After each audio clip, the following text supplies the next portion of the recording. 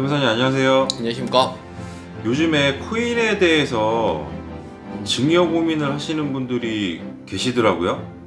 그렇죠. 뭐 많이 올라서 그렇겠죠. 뭐 사실 뭐 증여라는 게 꼭 뭐 현금이라든지 뭐 토지, 건물 뭐 이런 것만 되는 건 아니잖아요. 네, 맞습니다. 코인도 증여할 수 있는데 근데 코인에도 세금이 있나요, 없나요? 있습니다. 아, 설명 좀 부탁드립니다. 네. 지금 오해하시는 분들이 좀 있는데 코인에 대해서 아직 과세가 안 되고 있다는 표현을 많이 들으시고 아무 세금이 없다고 생각하시는 분들이 있거든요. 근데 그게 아니라 코인의 시세 차익에 대한 세금이 없는 건 맞는데 코인을 증여하거나 상속하는 경우에도 세금이 없는 건 아닙니다. 그래서 코인에 대해서 증여나 상속을 하는 경우에는 증여는 증여세, 상속세는 상속세를 납부하셔야 됩니다. 그러면은 코인을 증여하는 부분에서도 증여상속세가 있고 네. 코인에 투자라고 주는 것도 당연히 증여세가 있겠네요. 그렇죠. 그거는 현금을 증여하는 거니까요. 그럼 두 번째는요.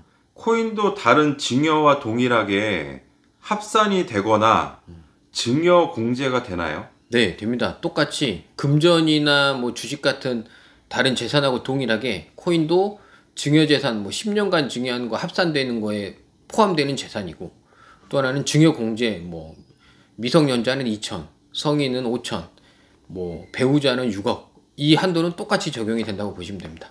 근데 이제 또 궁금한 게 세 번째가 뭐냐면 네, 코인은 변동이 매우 커요. 그렇죠. 예, 뭐 주식도 뭐 마찬가지긴 합니다만 근데 금액 기준이 어떻게 정해지는지 네. 세금은 어떻게 내야 되는지가 좀 궁금하거든요. 네네네. 예, 예.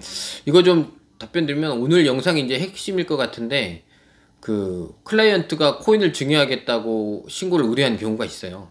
근데 이분들이 다른 분들은 코인에 대해서 증여할 때 세금이 없다고 처음에 말씀드린 것처럼 없다고 생각하는 분도 있지만 있는 경우에 그럼 평가를 어떻게 해야 되냐 요걸 물어보시거든요.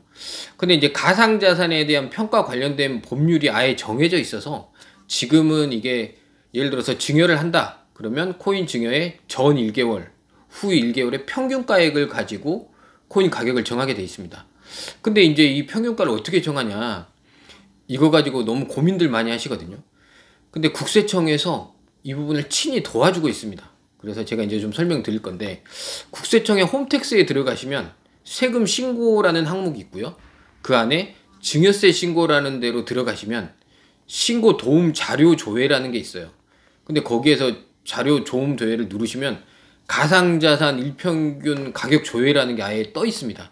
그럼 그 부분을 누르시면 내가 가지고 있는 코인의 이름을 넣으시면 몇 월 며칠 증여를 했다고 치면 이 전후 1개월의 평균가액이 딱 정해져서 나옵니다. 이날에 증여했으면 이 코인은 이 가격에 신고를 해라 이렇게 나와 있거든요.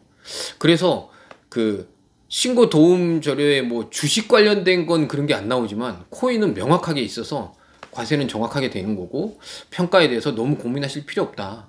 국세청에 가서 조회만 하시면 알 수 있다. 이걸 확인하시면 됩니다.